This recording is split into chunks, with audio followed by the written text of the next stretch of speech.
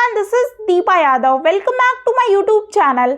आज मैं आप लोगों के लिए लेके आई हूँ 5 जून के सभी क्वेश्चंस जो आपके एमपी वन रक्षक के एग्जाम में पूछे जा रहे हैं, जिससे आपको पता चल पाए कि किस टाइप के क्वेश्चन आपके एग्जाम में आ रहे हैं और क्या रहा पेपर का लेवल।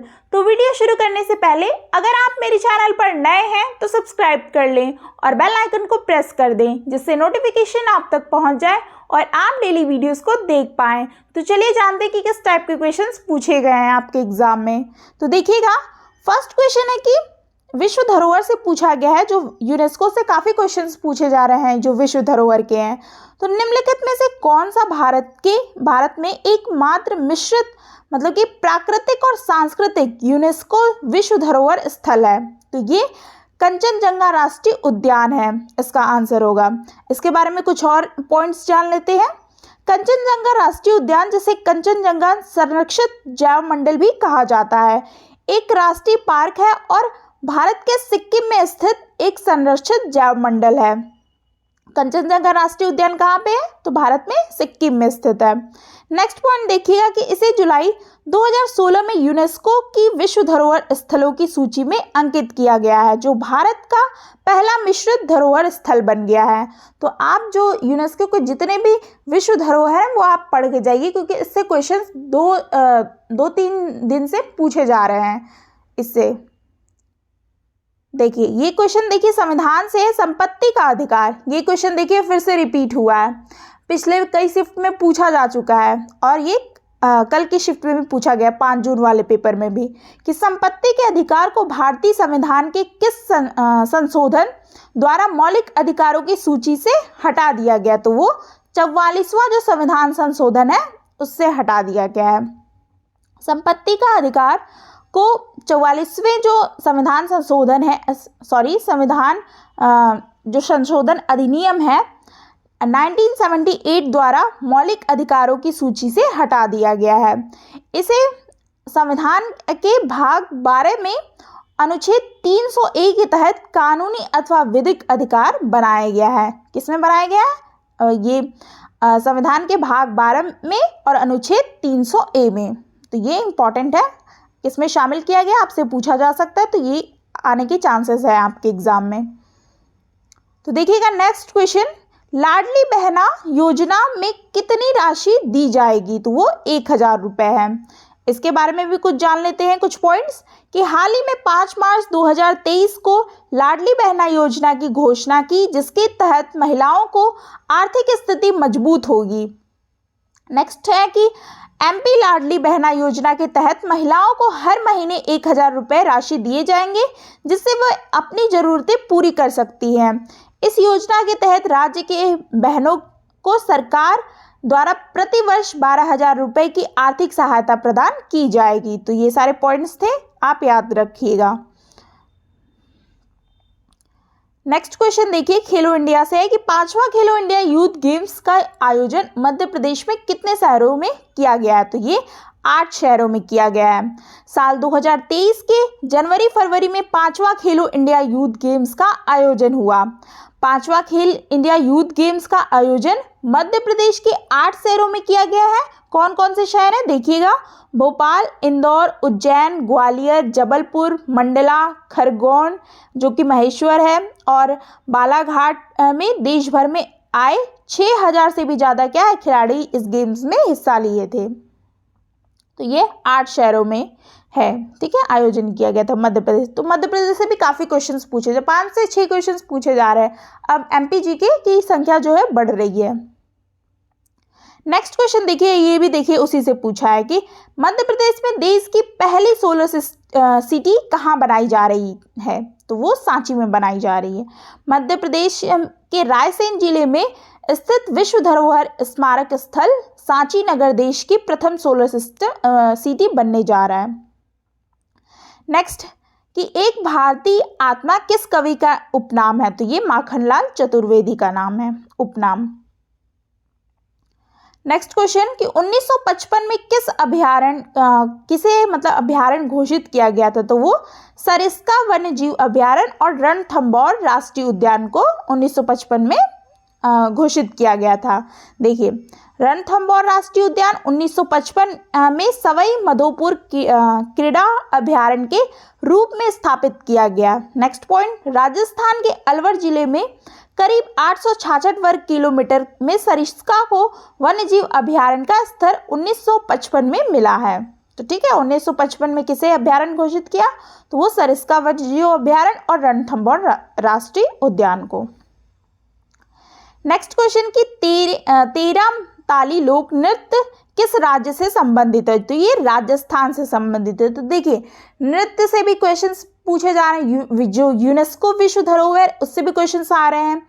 आपके जो दिवस है कब क्या चीज़ मनाई जा रही है वो भी पूछा जा रहा है। तो दो तीन जो कॉमन टॉपिक हो जाए, जो 3 दिन से आपके क्वेश्चंस वहीं से पूछे जा रहे हैं घुमा फिरा के। ठीक है, आर्टिकल से भी क्वेश्चंस आ रहे हैं, रिपीटेड भी क्वेश्चन 1-2 पूछ दिए जा रहे हैं। ठीक है, तो आप जो भी एग्जाम एनालिसिस में करवा रही हूँ उसको पढ़ के जाइए। नेक्स्ट क्वेश्चन देखिएगा, ये देखिए कि लोक नृत्य किस राज्य से संबंधित है? तो ये राजस्थान से।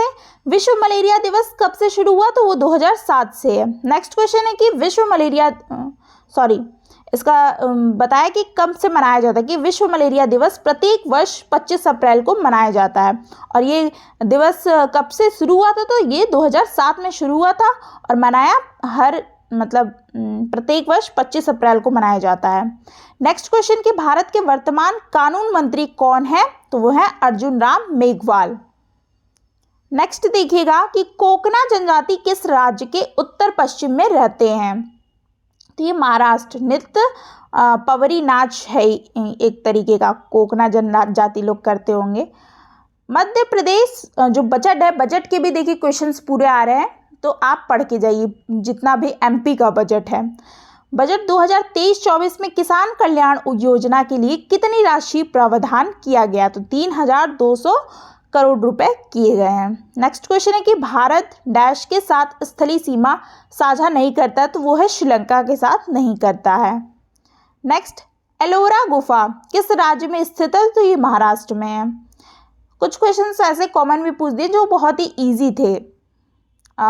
सीप्री रिपोर्ट 2022 में भारत का स्थान कौन सा है? तो ये चौथा स्थान रहा है, सीप्री रिपोर्ट 2022। देख लेते हैं इसके बारे में, कुछ और जानकारी ले लेते हैं कि वैश्विक जो सैन्य व्यय में भारत चौथे स्थान पे है।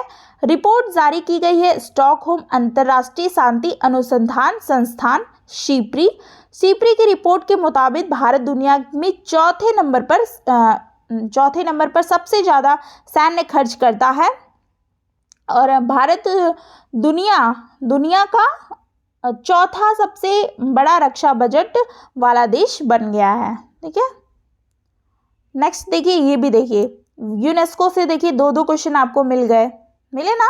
यूनेस्को विश्व धरोहर स्थल की सूची में कब शामिल किया गया है? तो वो 1983 में शामिल किया गया है।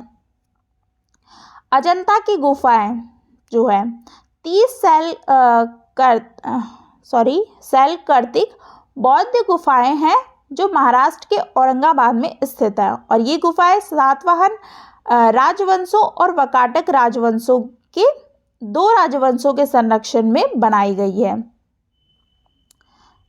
ठीक, नेक्स्ट देखिए, अब जनरल साइंस के क्वेश्चंस आप देख लीजिए कि गति का एसआई मात्रक क्या है? तो वो ये मीटर प्रति सेकंड है। स्कर्वी रोग किस विटामिन की कमी से होता है? तो विटामिन सी की कमी से। मैथोमोग्लोबिनिया रोग बच्चों में किस कारण से होता है? तो ये नाइट्रेट में नाइट्राइट का रूपांतरण के कारण होता है। नेक्स्ट क्वेश्चन, हरित बाली एक कवक रोग निम्नलिखित में से किस फसल से जुड़ा होता है? तो ये बाजरा से जुड़ा होता है। सजीव किसके द्वारा अपने समान जीवों की उत्पत्ति करता है? तो वो प्रजनन है। संरक्षित बल कितना बल लगता है? तो यदि बल द्वारा संपन्न कार्य विस्थापन के पद पर निर्भर न कर केवल प्रारंभिक स्थितियों पर निर्भर करे तो बल संरक्षित कहलाते हैं। तो इससे भी क्वेश्चंस आए थे संरक्षित बल से। गंडमाला एक बीमारी है जो किसकी वजह से होता है? तो ये आयोडीन की कमी से होता है। गले में काफ़ी फूल जाता है ना, ऐसे बाहर की तरह निकल जाता है। नेक्स्ट है कि कैसिनोजेन जो है नहीं है। तो कैसिनोजेन, दूध का प्रमुख प्रोटीन, रेनिन द्वारा केसीन में परिवर्तित। नेक्स्ट, आकाशीय पिंडों को देखने के लिए किस यंत्र का उपयोग किया जाता है? तो ये दूरबीन का उपयोग किया जाता है। अब देख लिए ये सारे क्वेश्चन थे। अब मैं बता दूं कि किस किस टॉपिक से क्वेश्चंस आ रहे हैं। जैसे मैथ्स में आपके वही सारे टॉपिक है, बस थोड़ा सा कैलकुलेटिव मैथ आ रही है, थोड़ा सा टाइमिंग लग, जिसकी मैथ्स थोड़ी अच्छी है वो कर ले रहे हैं। लेकिन जो लोग जैसे आर्ट्स स्ट्रीम के हो गए तो उन लोग को थोड़ा सा प्रॉब्लम आती है। तो अर्थमेटिक जो मैथ्स है तो उससे क्वेश्चंस जो पूछ रहे हैं वो थोड़ा सा कैलकुलेटिव कर दिया, लेकिन कुछ क्वेश्चन तो वो बैलेंस करके बनाते हैं। कुछ क्वेश्चंस हार्ड बनाएंगे तो कुछ ऐसे 2-4 नंबर इधर उधर से भी ईजिली ही रखते हैं वो, ठीक है। तो आप थोड़ा सा उस पर ध्यान दीजिएगा, आराम से आप कर सकते हैं, ऐसा नहीं है कि नहीं आएगा। 10 से 15 नंबर तो आराम से 20 में से ला सकते हैं अगर अच्छे से मैथ्स अगर आप पढ़े हैं तो।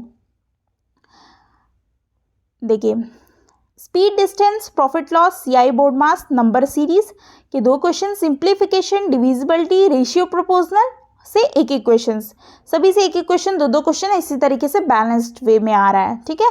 हिंदी में विलोम शब्द 3 से 4, समास 2 से 3, शुद्ध शब्द, अभी तो संधि भी पूछ रहा है, कारक, क्रिया विशेषण पूछ रहा है, मुहावरे, रस, अलंकार बेसिक हिंदी है जो आप कर लोगे। इंग्लिश में सिनोनिम, अपोजिट वर्ड्स ज़्यादा पूछ रहे हैं, parajumble, active passive, filling the blanks, one word substitution, narration और जो है ना वो एरर वाला वो पोर्शन भी ज़्यादा, 3 से 4 क्वेश्चन देखने को मिले हैं 5 जून वाले पेपर में।